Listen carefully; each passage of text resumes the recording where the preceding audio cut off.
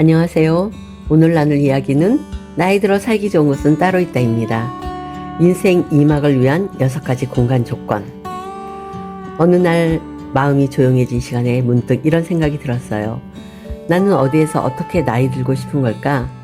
젊을 땐 속도가 중요했고 중년에는 책임의 삶을 끌고 갔고, 그런데 이제는 나답게 살 수 있는 자리가 더 간절해졌어요. 아프지 않고 덜 외롭고 내 시간과 마음이 존중받는 자리, 그게 바로 살기 좋은 조건 아닐까요? 오늘의 영상은 나이 들어 진짜로 필요한 6가지 공간 조건에 대해 이야기합니다. 병원보다 복지관이 먼저일 수 있고, 친목보다 산책길이 답일 수 있고, 넓은 집보다 나만의 방 하나가 더 귀할 수 있는 이야기. 살면서 꼭 한 번은 들어봐야 할 어디에서 익어가고 싶은가 라는 질문. 지금 함께 그 답을 찾아가 보시겠어요? 첫째, 복지관 옆에 살아라. 정보는 곧 기회다. 그리고 기회는 다시 삶을 열어준다. 처음엔 복지관이 그저 노인들 심심풀이하는 곳인 줄 알았어요. 그래서 관심을 멀리했죠. 복지관에 가면 더 나이 든 느낌이었거든요. 나는 그렇게 나이 든 것 같지 않은데 말이죠. 무료급식, 장기두기, 그런 것만 있는 줄 알았어요. 그런데 아니더라고요. 그곳은 정보가 흐르고 사람이 모이고 삶이 두 번째 리듬이 시작되는 공간이었어요. 71세 박정숙 어르신을 소개할게요. 남편 없이 혼자 사시고 아이들은 다 서울에 있어요. 혼자서 조용히 보내는 노년일 거라 생각했죠. 하지만 어르신의 일정표는 우리보다 바빠요. 월요일 노래교실, 화요일 요가, 수요일 자원봉사, 목요일 복지관 밴드 연습, 금요일 그림 그리기. 내가 이렇게 바쁘게 살 줄은 몰랐지. 근데 사람은 말이야, 누군가 날 기다려주는 데가 있다는 게 얼마나 큰 힘이 되는지 몰라. 복지관은 단순한 장소가 아니에요. 기다림이 있는 곳이에요. 젊을 땐 일이 나를 기다렸고, 자식이 나를 기다렸고, 부모가 나를 기다렸고, 날 기다리는 곳이 너무 많았어요. 하지만 나이가 들면요, 아무도 나를 기다려주지 않아요. 그 외로움이 사람을 금방 무너뜨려요. 그때 복지관이 다시 나를 필요한 사람으로 만들어줘요. 어르신, 오늘 글 가져오셨어요? 이번 주는 어떤 노래 부르실래요? 그 말 한마디가 삶의 온도를 바꾸죠. 또 하나, 복지관은 정보의 보물창고예요. 세상에는 내가 받을 수 있는 복지 혜택이 정말 많더라고요. 근데 정작 몰라서 못 받는 분들이 대부분이죠. 복지관에선 다 알려줘요. 이번에 무료검진 신청 받는 중이에요. 구독사 예방 1인 가구 지원 사업 접수 중이에요. 무료 안과 검진 다음 주까지예요. 정부 지원으로 난방비 일부 돌려받을 수 있어요. 이런 정보는 뉴스나 인터넷에 있어도 내 이야기로 받아들이기 어렵거든요. 하지만 복지관에선 직접 알려주고 신청서도 같이 써주고 필요하면 구청에도 대신 전화해줘요. 정보는 곧 기회고, 기회는 삶을 다시 움직이게 만드는 에너지예요. 박정숙 어르신이 그러셨어요. 병원은 아프면 가는 데잖아? 근데 복지관은 안 아프게 살려고 가는 데야. 그 말이 얼마나 현실적이고 또 얼마나 따뜻한지 모르겠어요. 사람들은 종종 이렇게 말해요. 이제 나이도 들었는데 뭘 새로 배우고 그래요. 조용히 집에 있는 게 편하지. 괜히 나가서 피곤하게 뭐하러 그래요. 하지만 박정숙 어르신은 이렇게 대답하셨어요. 나도 집에 있으면 편해요. 근데 그 편함이 점점 나를 무겁게 만들더라고요. 복지관에 오면 누가 뭐라 안 해도 내가 살아있는 느낌이 나요. 그래서 말하고 싶어요. 나이 들면 복지관 옆에 살아야 한다고. 그곳엔 나를 기다리는 일정이 있고, 누군가 내 이름을 불러주고 내가 쓰는 글 한 줄에 별표를 붙여줄 사람이 있어요. 그게 사람을 다시 살게 만들어요. 복지관은 늙어가는 우리에게 다시 시작할 수 있는 자리, 그런 곳을 만들어주는 곳이에요. 그 자리 가까이에 사는 것, 그건 단순한 입지가 아니라 존엄한 노년을 위한 선택이에요. 그리고 그 선택은 당신에게도 반드시 필요해요. 둘째, 산책로 옆에 살아라. 걷는 것만큼 늙지 않는다. 걷는 길 위에서 삶이 다시 시작된다. 나이가 들면 화려한 건 별로 필요 없어요. 하지만 길은 필요해요. 내가 걸어 나갈 수 있는 길, 걷고 싶을 때 누군가의 눈치 보지 않고 그냥 슬리퍼 신고 나가 내 마음을 데리고 산책할 수 있는 그런 길. 진주 남강 둔치 강 따라 이어지는 평탄한 산책길이 있어요. 그곳엔 매일 오전 9시만 되면 똑같은 시간, 똑같은 자리에 하얀 창 넓은 모자를 쓰고 걷는 할머니가 있어요. 이영자 어르신인데 올해 83세예요. 처음엔 건강 때문에 걷기 시작하셨대요. 고혈압, 당뇨, 무릎 통증 때문에 의사가 하루 걷기 30분만 하라고 처방을 내렸죠. 그런데 걷다 보니 몸보다 마음이 먼저 가벼워졌대요. 이 길은 말이야, 안 아프려고 걷는 길이야. 근데 걷다 보면 가끔은 살아있어서 고맙다는 생각이 들어. 할머니는 그렇게 말하고 작은 보폭으로, 하지만 아주 단단한 걸음으로 하루에 3km씩을 걷고 계세요. 걷는다는 건 그저 다리를 움직이는 일이 아니에요. 그건 내가 아직 삶의 중심에 있다는 확인이에요. 그리고 내가 혼자가 아니라는 느낌을 받는 일. 어르신들은 말합니다.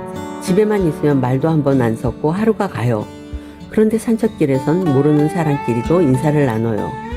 어르신 오늘은 나오셨네요. 어젠 못 뵀어요. 감기 걸리셨어요? 그 짧은 말 몇 마디가 그날 하루의 외로움을 녹여줘요. 산책로는 운동기구가 필요 없어요. 체력도 의지도 많을 필요 없어요. 그저 햇볕이 들고 바람이 불고 중간중간 앉을 벤치 하나만 있으면 돼요. 걷다가 힘들면 잠시 쉬어가고 벤치에 앉아 나뭇잎 흔들리는 걸 바라보다가 옆 사람과 눈인사 한번 나누는 그 순간이 참 아름답잖아요. 사람은 결국 걷는 존재가 돼요. 젊을 땐 뛰고 중년엔 달리고 노년이 되면 천천히, 그러나 더 깊게 그렇게 걷게 돼요. 왜냐하면 이젠 누군가를 따라가기 위해서가 아니라 나 자신을 마주하기 위해 걷는 시간이니까요. 한 노신사가 이런 말씀을 하셨어요. 내가 걸으면 세상도 같이 움직여요. 가만히 있으면 세상에서 나만 멈춰있는 느낌이 드는데 걸으면 내가 다시 그 안에 있다는 게 느껴져요. 그 말에 얼마나 공감했는지 몰라요. 그래서 말하고 싶어요. 나이 들면 산책로 옆에 살아야 한다고. 계단 많은 아파트보다, 전망 좋은 고층보다 햇살 좋은 산책길 하나 있는 동네가 훨씬 더 인간적인 노년을 가능하게 해줘요. 그 길 위에서 몸이 풀리고 마음이 정리되고 생각이 다시 살아나요.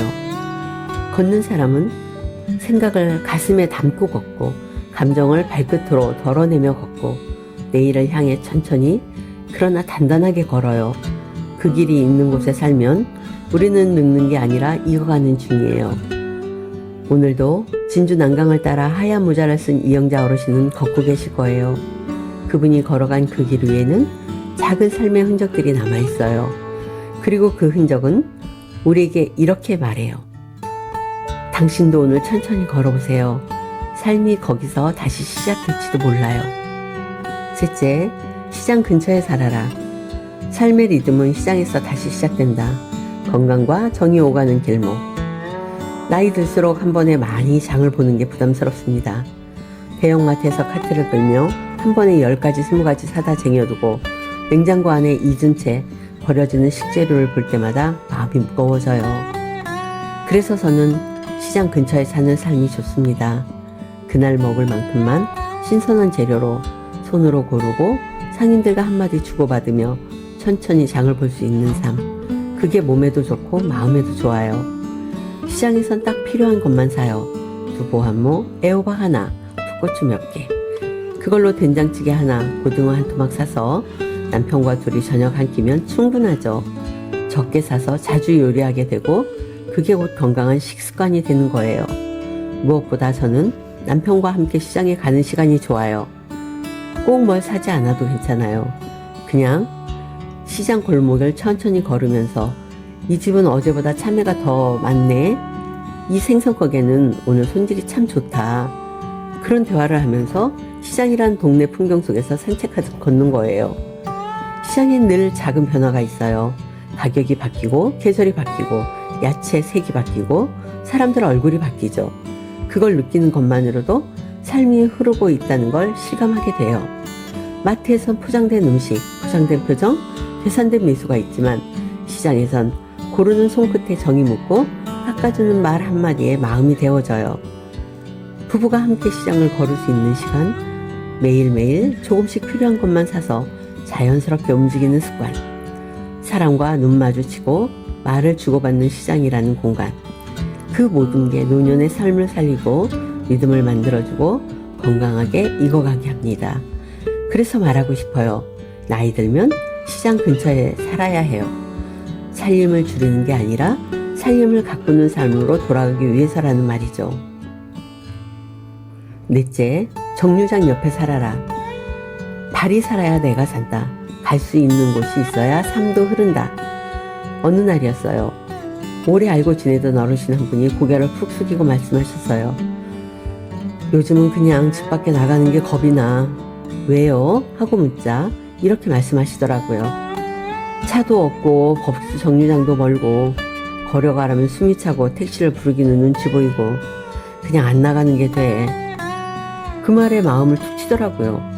몸이 아픈 것보다 세상으로 나갈 수 없는 상황이 더 무섭다는 거예요. 그 순간 깨달았어요. 노년의 가장 큰 복지는 갈 수 있는 자유, 즉 내가 움직일 수 있는 발이 있다는 것이죠. 그리고 그 자유는 버스 정류장 하나가 만들어줘요. 이영재 어르신 78세, 젊을 땐 건축 일을 하며 전국을 누비던 분이었어요. 운전이 삶의 일부였고 길 위에서 살아온 사람이었죠. 하지만 어느 날 작은 접촉사고 하나로 스스로 운전대를 내려놓았어요. 그때는 몰랐어요. 운전 안 하면 그냥 불편하겠지 했는데 그게 아니었어요. 삶 전체가 멈춘 것 같았어요. 버스 탄다는 것은 생각해 본 적도 없었대요. 그런데 운전면허증을 반납하니까 교통카드를 주더라는 거예요. 생각하지 않고 있다가 친구를 만나러 집을 나섰대요. 그리고 집 근처에 있는 마을버스 정류장을 발견했대요. 작은 의자 하나 놓인 소박한 정류장이었지만 그 앞에 서 있는 순간 마치 세상이 다시 열리는 기분이었다고 하시더라고요. 버스 한 번 탔을 뿐인데 나는 다시 세상 속 사람이 된 느낌이었어. 이 말이 왜 그렇게 찡한지 아세요? 그건 갈 수 있다는 자유가 다시 생겼다는 뜻이기 때문이에요. 정류장이라는 게요. 그저 교통의 시작점이 아니에요. 그건 내가 혼자서도 어딘가 갈 수 있는 사람이라는 자존감의 상징이에요. 정류장 옆에 산다는 건 내가 병원도 복지관도 시장도 누구에게 부탁하지 않고 내 발로 갈 수 있다는 의미예요. 그 자유가 있을 때 사람은 더 늙지 않아요. 오히려 다시 살아갈 힘이 생겨요. 생각해보세요. 아침에 눈을 떴을 때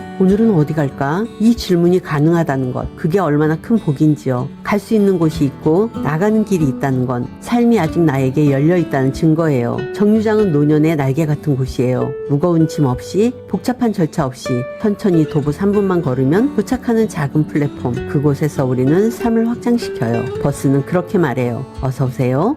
오늘도 잘 오셨어요. 앉으세요. 오늘 하루도 천천히 가봅시다. 그리고 내 발이 움직이는 그 순간부터 마음도 생각도 다시 흐르기 시작해요. 그래서 말해요. 나이 들면 정류장 옆에 살아야 해요. 고층보다 낮은 평지, 좋은 뷰보다 가까운 정류장.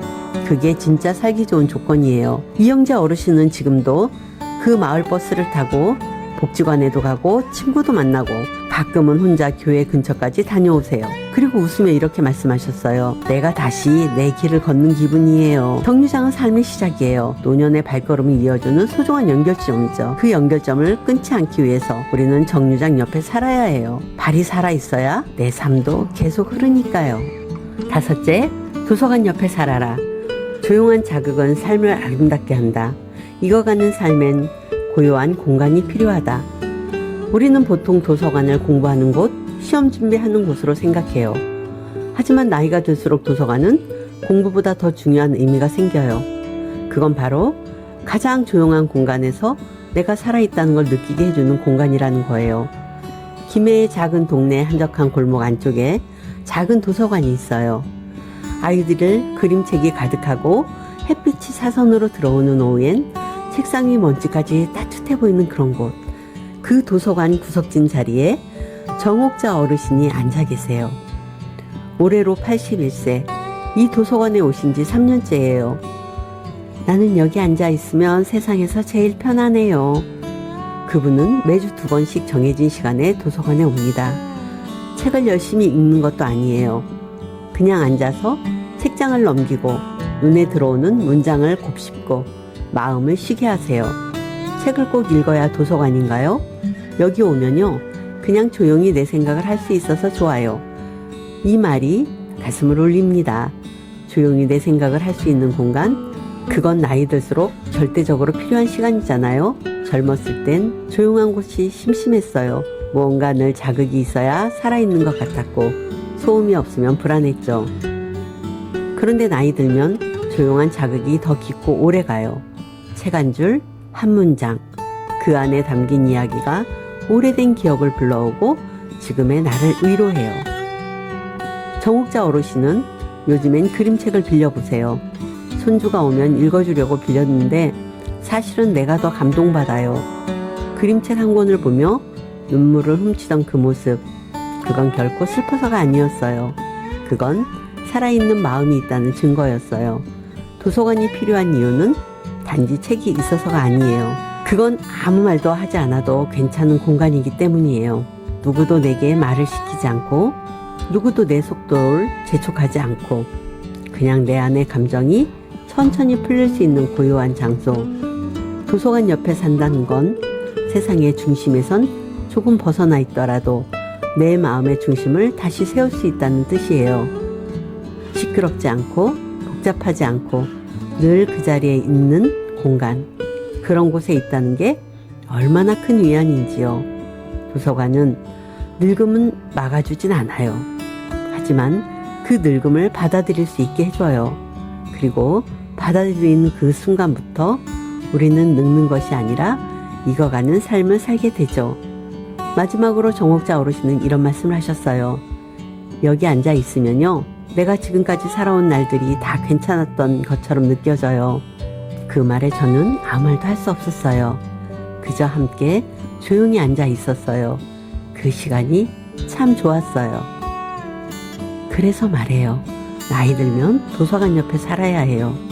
그곳엔 누군가의 책장이 넘어가는 소리가 있고 햇살 속에서 나를 마주하는 시간이 있고 익어가는 삶을 아름답게 받아들일 수 있는 따뜻한 고요가 있어요. 그 고요함 안에서 우리는 다시 살아가게 됩니다. 6째, 나만의 방이 있는 집에 살아라. 공간은 크기가 아니라 존엄이다. 나이 들어도 내 자리는 있어야 한다. 이제 나이 들었는데 큰 집이 뭐가 필요해요. 청소하기만 힘들지. 이 말을 우리는 참 자주 듣습니다. 그래서 다들 작은 집으로 이사 간다고 하죠. 방 하나짜리 작은 오피스텔로, 원룸으로 줄여가죠. 살림도 줄고 부부끼리 살 텐데 큰 집이 뭐가 필요해. 그게 일반적인 생각이에요. 그런데 말이에요. 청소는 요즘 로봇 청소기가 다 해줘요. 바닥 청소, 먼지 털기, 심지어 유리창 자동 세척기까지 나오는 세상이에요. 이제 집을 줄이는 이유가 청소 때문이라는 건 말이 안 돼요. 게다가 세금이 부담된다고 하셨나요? 물론 재정 여건에 따라 판단할 문제지만 내 삶의 질은 좌우할 중요한 공간을 단순히 세금이나 청소의 이유로 줄여가는 건 오히려 더 큰 손해일 수 있어요. 그럼 진짜 문제는 뭘까요? 작은 집에는 나만의 공간이 없다는 거예요. 살다 보면 알아요. 나이 들어 더 관절해지는 건 화려한 인테리어도 좋은 입지도 아니에요. 바로 내가 나로 있을 수 있는 시간과 공간이에요. 한 집에 사는 남편과 한 방에서 원하지 않는 TV 프로그램 소리를 들으며 있는 것도 처음엔 괜찮아 보여요. 하지만 취향이 다르고 생활 리듬이 다르면 그게 곧 스트레스가 되죠. 나는 조용히 책을 읽고 싶은데 남편은 하루 종일 스포츠 채널만 켜두고 있고 말다툼이라도 생기면 숨 돌릴 구석조차 없어요. 그럴 땐 말을 피하고 싶어져요. 침묵이 쌓이고 결국 사이가 멀어져요. 하지만 방이 하나 더 있다면 작은 공간이라도 그 안에 나만의 책상, 좋아하는 향, 사진 한 장, 편안한 조명, 그리고 커피잔 하나만 있어도 그 방은 내 마음이 쉴 수 있는 피난처가 돼요. 나만의 방은 단순한 공간이 아니에요. 그건 내 생각을 정리하는 공간이고 감정을 회복하는 공간이며 삶의 균형을 잡아주는 내면의 중심이에요. 나이 들수록 몸은 함께 살아도 마음은 각자 돌봐야 해요. 그 돌봄은 말로만 되는 게 아니에요. 물리적인 공간이 있어야 가능해요. 각자의 문이 있고 문을 열고 나올 수 있을 때 우리는 다시 대화하고 다시 웃을 수 있어요. 작은 집은 관리도 쉽고 가까이 지낼 수 있다지만 너무 가깝기만 하면 숨이 막힐 때도 있어요. 그래서 말하고 싶어요. 나이 들어도 나만의 방은 꼭 있어야 해요. 그것이 큰 집이든 아니든 작은 집이든 중요한 건 그 공간이 내 마음을 데워줄 수 있느냐는 거예요. 누군가가 말하겠죠? 그 나이에 무슨 사치를. 하지만 그건 사치가 아니에요. 그건 자존이고 존엄이에요. 내가 나로 남기 위한, 내가 무너지지 않기 위한 아주 작고도 중요한 성벽 같은 공간이에요. 나이 들면 집이 작아도 된다는 말? 그건 틀릴 수 있어요. 나이가 들면 집에 있는 시간도 더 늘어나요. 정확히 말하면 집이 작아도 되지만 내 방은 반드시 있어야 한다는 거예요. 내가 감정을 쉬어가는 공간, 나를 돌보는 시간의 장소, 그 공간이 있는 집이 진짜 나이 들어 살기 좋은 집이에요. 오늘 우리는 6가지 조건을 따라 익어가는 삶의 지도를 그려봤어요. 복지관 옆에서 정보를 나누고, 산책길 따라 마음을 걷고, 시장에서 말 한마디에 웃고, 정류장에서 자유를 되찾고, 도서관에서 나를 마주하고, 그리고 나만의 방에서 나를 회복하는 삶. 삶은 결국 내가 숨 쉴 수 있는 공간에서 시작되고 내가 나로 살아갈 수 있는 자리에서 완성됩니다. 여러분은 지금 어떤 공간에서 익어가고 계신가요? 이 영상이 당신의 부모님에게 그리고 언젠가의 당신에게 작은 힌트와 위로가 되길 바랍니다. 지금 이 순간에도 우리는 익어가는 중이랍니다. 고맙습니다.